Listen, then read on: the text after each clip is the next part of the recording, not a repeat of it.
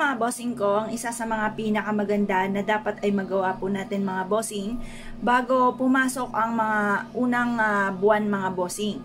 Or kaya sa mga huling Martes o huling Biyernes, unang Martes, unang Biyernes, mainam na subukan nyo po ito. Ito pa mga bossing ko ay ang ating asin.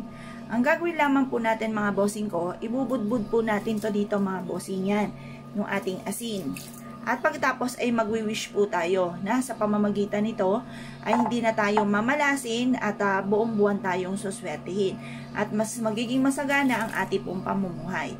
Ganyan lang po ang inyo pong gagawin mga bossing.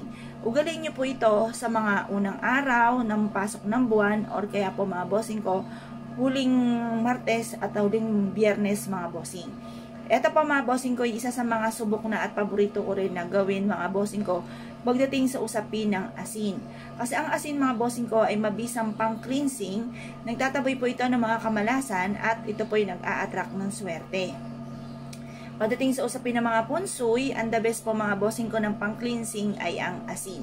Kagaya na na-share ko nga po sa inyo, sa isang resort na pinuntahan namin, ay napakaraming tao, fully book na po sila at hindi na halos tumanggap ng mga walk-in dahil sa punong-puno na ang kanilang resort mga bossing. At doon ay napansin ko, may malaki silang bowl ng asin mga bossing ko sa main entrance ng kanyang negosyo. Samantalang ang mga katabi po niyan mga bossing ay halos wala ng tao, halos napakatahimik at kung konti na lang ay magsasara na mga bossing.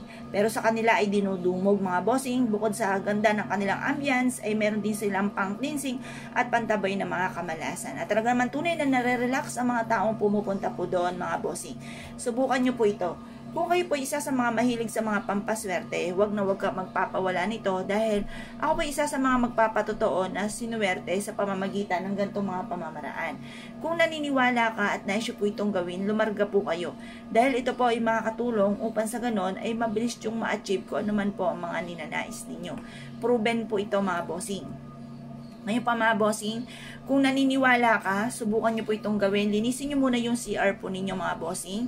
At pagkatapos mga bossing ko ay maglagay ka ng asin sa inyo pong aridoro or sa mga strainer po na yung kagaya ng lababo, yung paliguan po natin, yun, maglagay ka doon ng asin mga bossing. Sa mga butas-butas na yan. Sa mga kusina rin po ninyo, maglagay din po kayo. Kasi minsan, ang pinahalagahan lang lagi natin ay sa may main door. Hindi na masyado natin napapansin yung mga butas-butas na ganito mga bossing ko na dinadaluyan ng mga madudumi mga bossing. Lalo na sa gabi, maraming mga lumalabas dyan. Kung hindi po yan malinis, hindi kayo maglalagay ng ganito kung ano-ano ang papasok po dyan or maglalabas-masok ng mga bad spirit or negative po mga bossing. Kung kayo po isa sa mga naniniwala at naisyo po itong gawin, huwag ka na magpatumpik-tumpik pa, subukan nyo po ito, proven po ito mga bossing. Kung ikaw ay isa sa mga naniniwala, mahilig ka sa mga pampaswerte, ay siya, lumarga po kayo at ito po ay makakatulong upang sa ganon ay magtuloy-tuloy ang agos ng swerte. Kaya kung po pinaniwala mga bossing, ay siya, good luck po sa inyo po lahat.